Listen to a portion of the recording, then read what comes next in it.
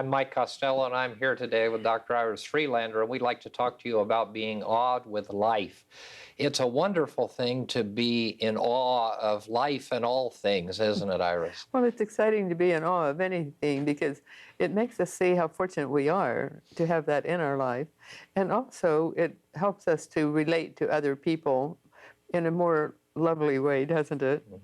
It does, and I think, the idea of being awed by life also opens us to being accepting of whatever comes and looking for the surprise in it. Yes, it's like children are always so excited about everything. When even very small children say, "There's Christmas," when they see lights. And it's exciting to see that, and because they're awed just by the lights and by the Santas and by all the different motifs of indicating any holiday.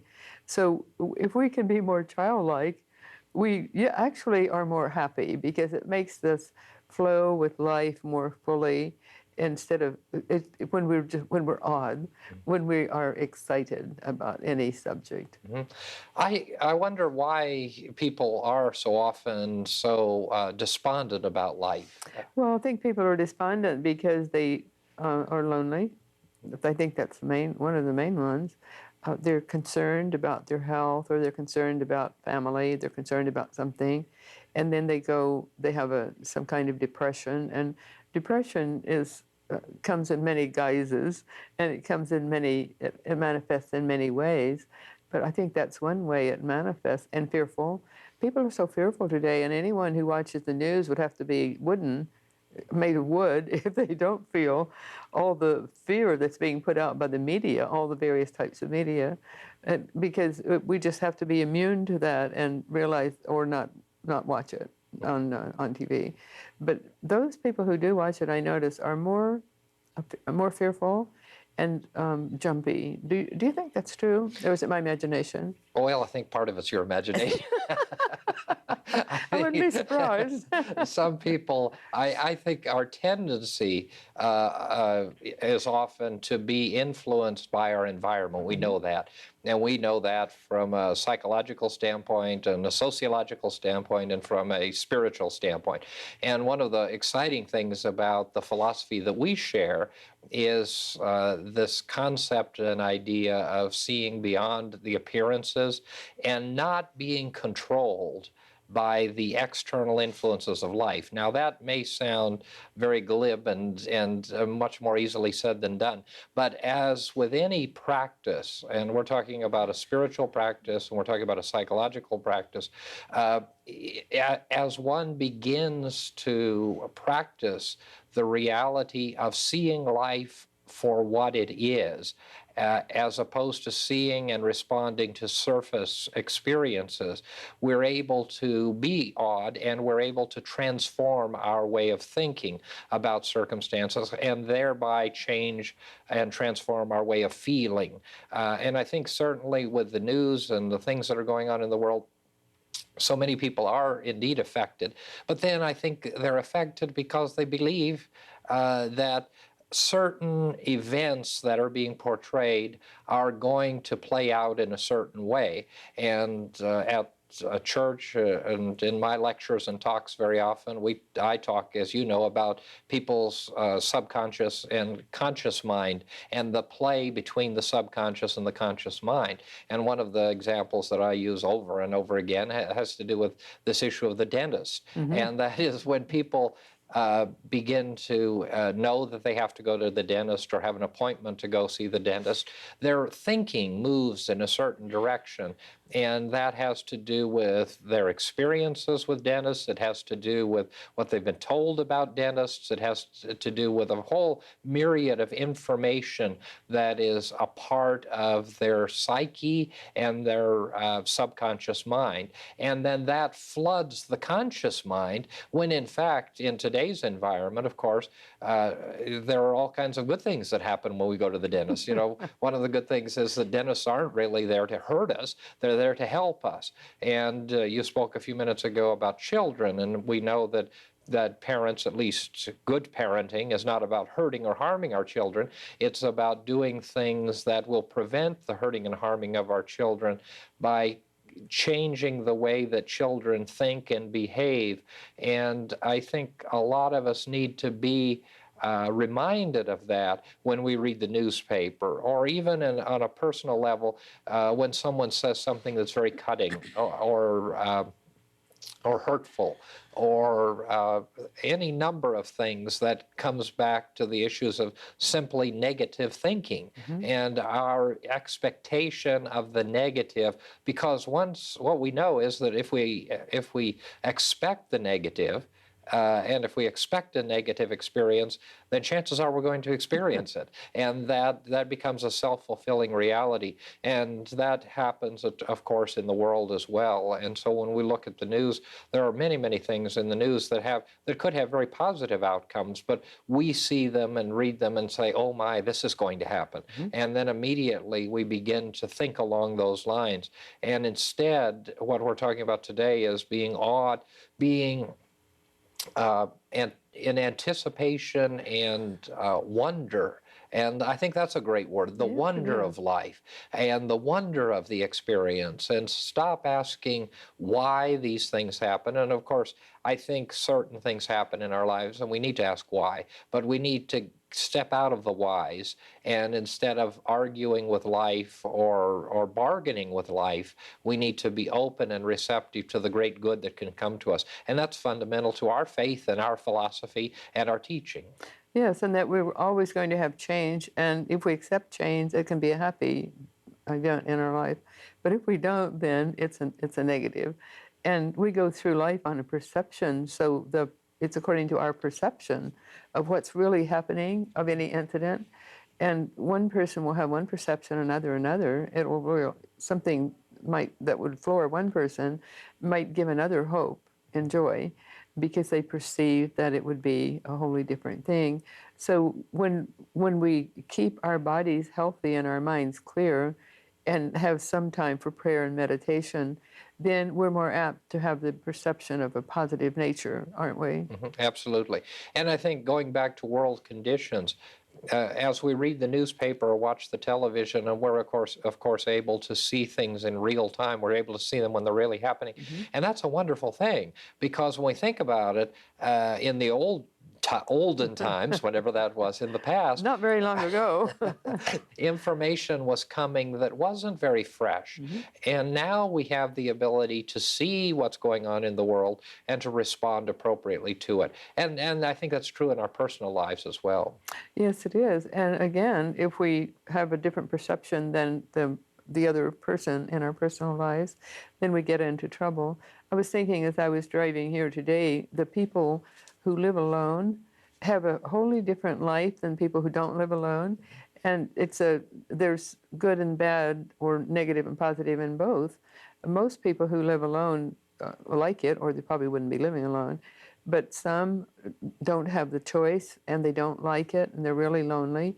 And when they then resist life, then they become somewhat non-realistic in their life, and they take offense at what people say more easily, and they're more critical of others.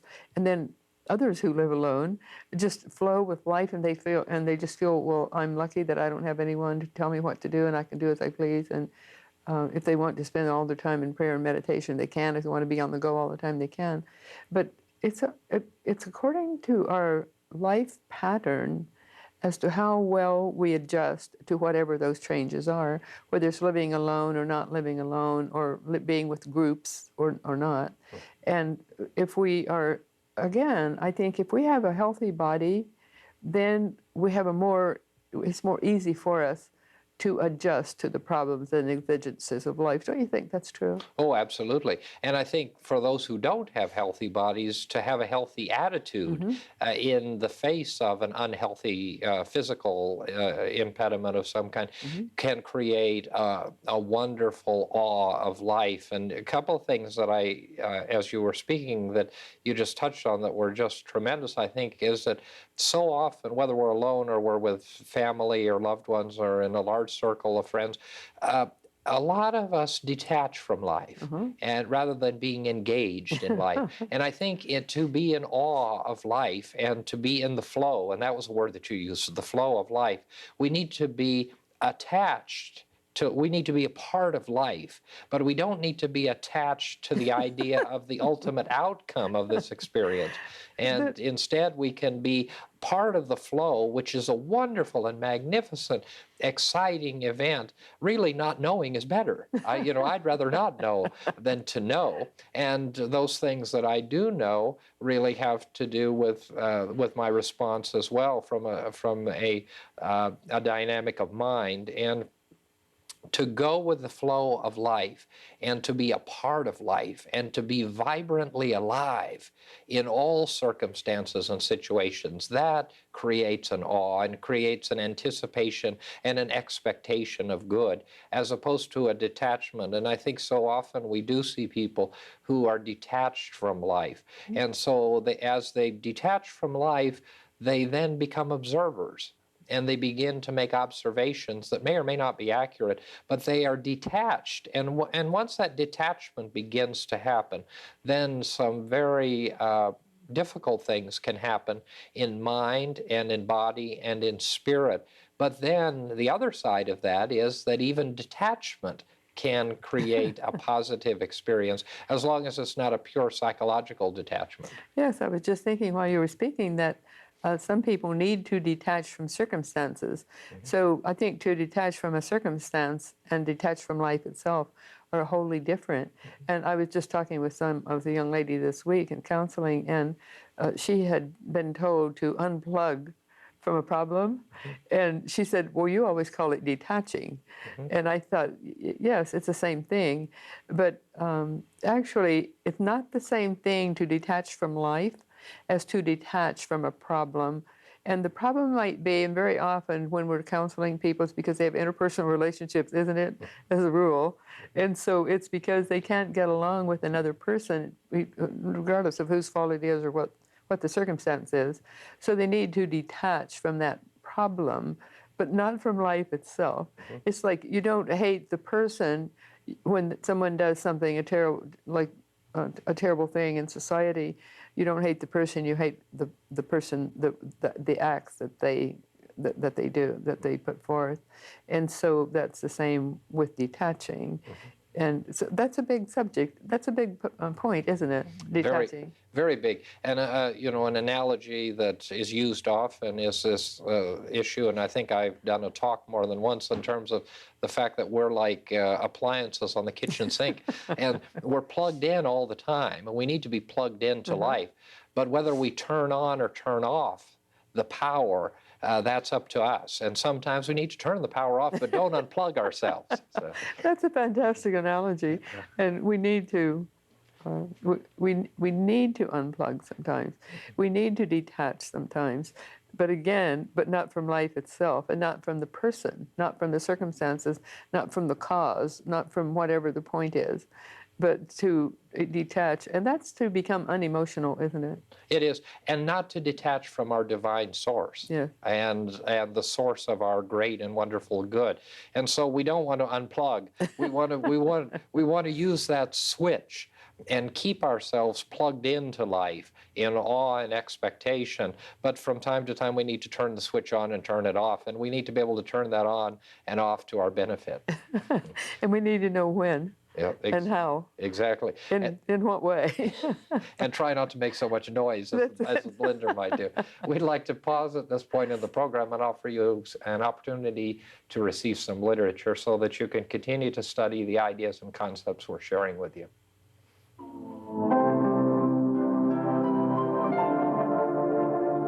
We would like to offer you the opportunity to receive one of these free booklets to further your understanding of the New Thought message of confident living. Each month we will feature a different booklet, which will be mailed to you free and postage paid.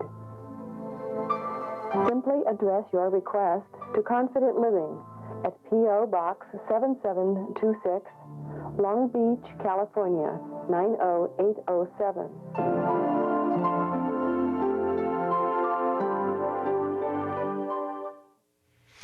We really do need to be attached to life, though, don't we? And we need to be a part of it. And that has to do with whether life is good or whether life is challenging, because it's through the challenge that we become stronger. And it's through the challenge that we actually are living. Otherwise, we're just there. But if we don't have challenges in our life, then we're not growing spiritually, we're not growing, and we're not contributing.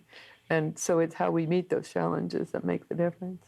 The challenges are good. They're great, aren't they? Yes. And we can be in awe of the challenges. One of the things that I do often when I'm counseling and working with people is invite them to seek the concept and the idea of awe from the standpoint of saying, isn't this interesting, as opposed to making a judgment. And so often we want to move to judgment immediately. We want to judge everything as good or bad. We want to judge what someone does or what someone says or what's happening in the world or any number of things as good or bad. And I think very often what we need to do is say, isn't that interesting? And then open ourselves to this universal flow of infinite intelligence and the connection of divine mind that we have, connecting our mind with divine mind, and being empowered and strengthened to deal with whatever happens. And then I think the whole experience of life is one that's filled with awe and wonder. Yes, and we have, life is a series of choices, and we have the choice to accept life as it comes to us and deal with it accordingly, or to run in terror. And so we all need to, if we're in awe of life, we are functioning from that supraconsciousness aspect of our being, the conscious, the subconscious, the superconscious. And so when we function from that level, and we do often, all of us, everyone does, people might not realize that they're doing that. But this is what children are so often into their supraconsciousness, because they're not making judgments, they're not demanding, they're just being and enjoying. And you see children running and playing, and they're so when they're joyful, they're just totally joyful. And adults are like that too. So we have to let ourselves go. But what we need to do is respect all of life. When we respect all of life, we are in awe of life. We couldn't help but be, could we? No, absolutely.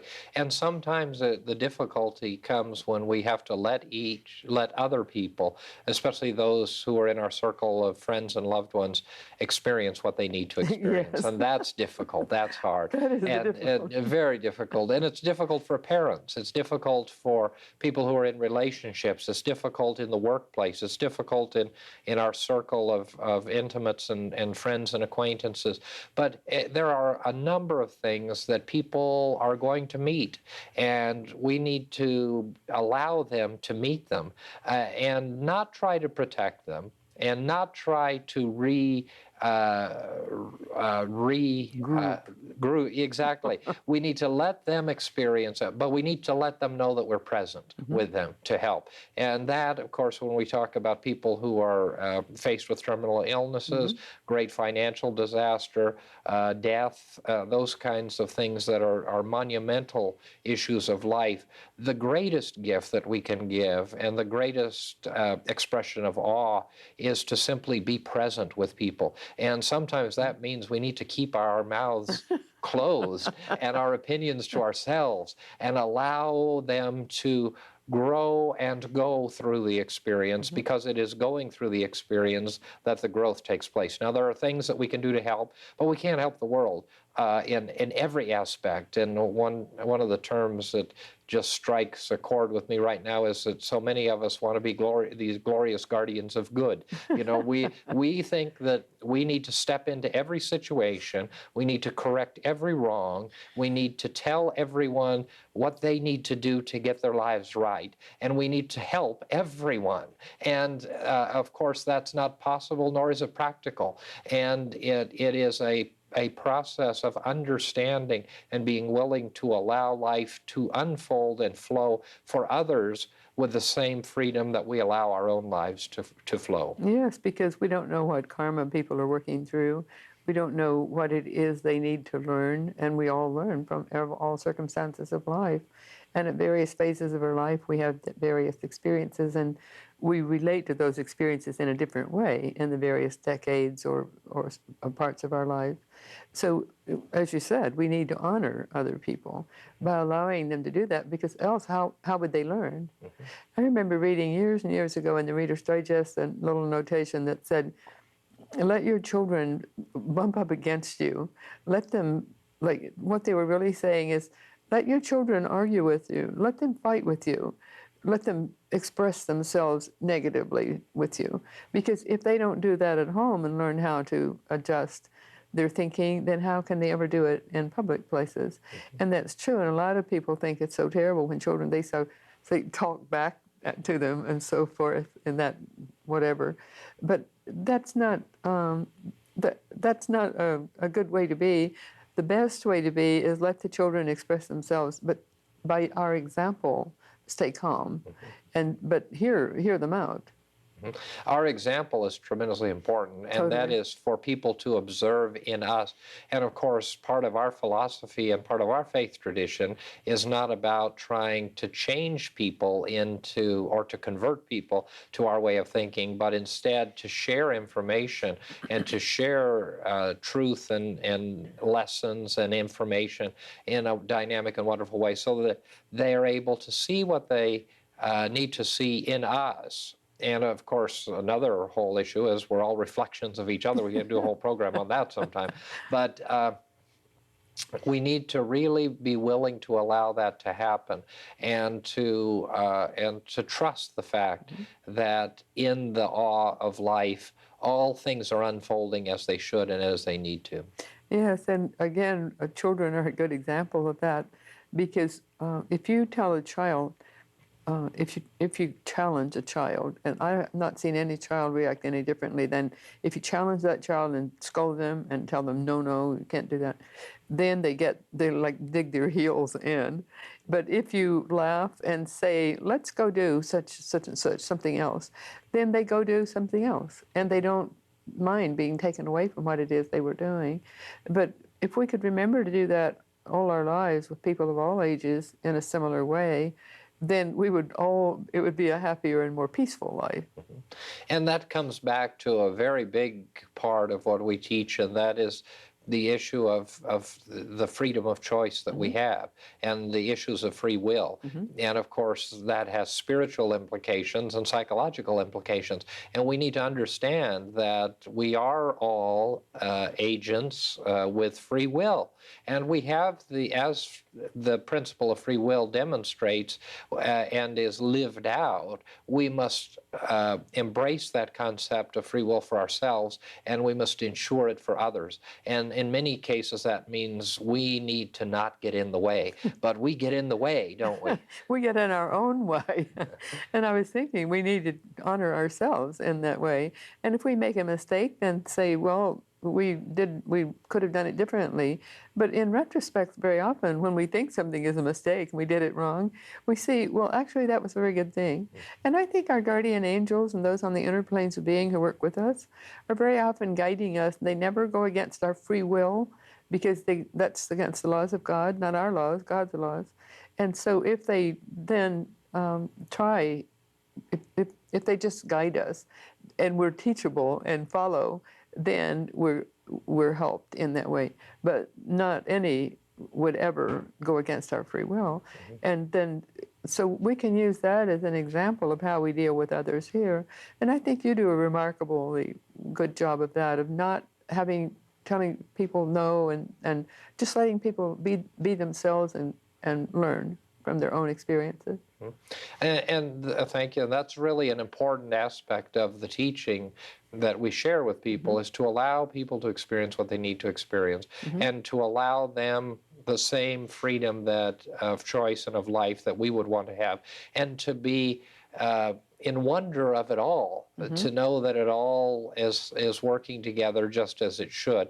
And even though we may not understand, and sometimes we want to understand everything, we're so intellectual, and we have this need to know and to figure out why, and to deal with all of the aspects of the underlying cause of everything. And of course, there are reasons, and certainly in counseling and in our work, we work with people to identify some of those opportunities for improvement. But those opportunities are choices that they make, not impositions of our will or our belief system upon them. And that is tremendously important, so that they understand that, and they understand that when they do come to us and when we're working with them in groups or in sessions or at the center or in spiritual terms, that we allow them and honor their own ability to make choices for themselves, and that all that they owe to me or to you or to anyone else is to take what they want and to use it, or to discard it and pay no attention to it. And I think so often we want to believe that we're so wise, and so many people want to come to people who are in authority or people who have positions of power, either within the church or within the helping professions, and be told what to do. And that's not what we need to do. And so often we do that. We see that, and there's a whole myriad of things that we've seen, you and I, and many of us have seen in the practice of medicine, where we come to the doctor and we expect the doctor to tell us what we need to do, so that we don't do anything. We have no obligation, when in fact the obligation is ours. Totally. And so it is our work that needs to be done. Yes, and that's a form of self-responsibility. And we've said here many times that people have to assume self-responsibility in order to be happy, whole, and complete in life, and to make their own choices wisely, and to be happy with their choices. And again, I just can't stress enough that very often it wouldn't matter which choice people make. It's a personal preference. And so it doesn't matter which choice they make, and they can just get on with life and make their choice and live with it and go on and make the next choice. And those people who are in the flow of life, that's what they do. And they realize that this is not so important. But I was thinking earlier that there's one thing we need to stress, that we're not condoning that people hurt other people, if that's to make those choices, or to do things that's detrimental to their own bodies. And we wouldn't tell them, no, no, no.